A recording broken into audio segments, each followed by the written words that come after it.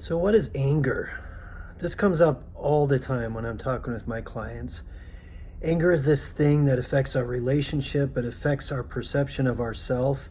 It's one of those things that's just such a go-to emotion. So what is anger? First of all, obviously it's an emotion.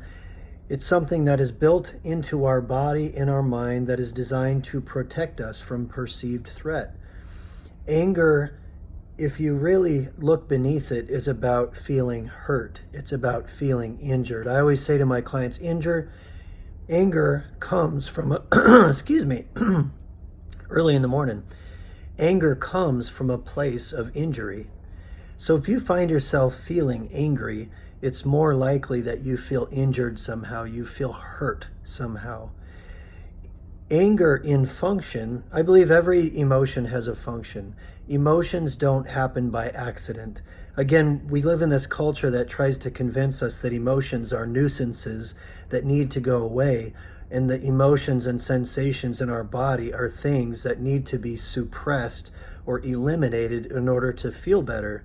What we don't say is emotions are natural, sensational, meaning sensations in our body, responses to perceived threat or perceived reward. It happens up here, it happens out in our environment and in our world. So in that context, anger is a thing that we feel in our body that is signaling to us that we are under assault somehow.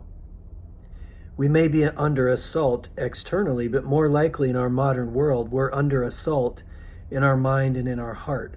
We perceive that something is hurting us.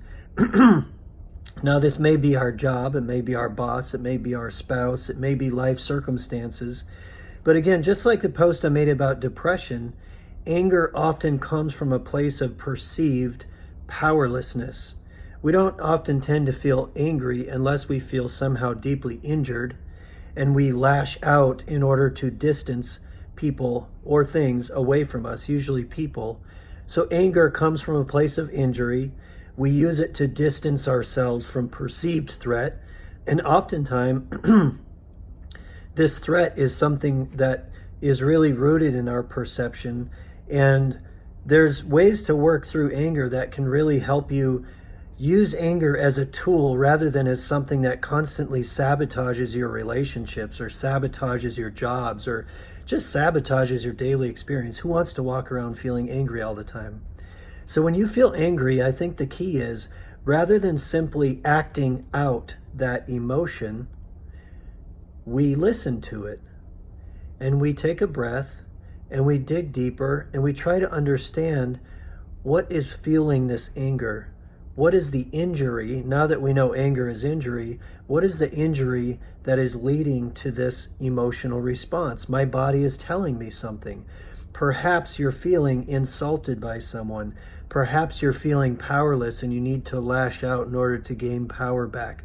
Perhaps you're feeling like your voice is constantly being invalidated by your parents or by your spouse or by your friends.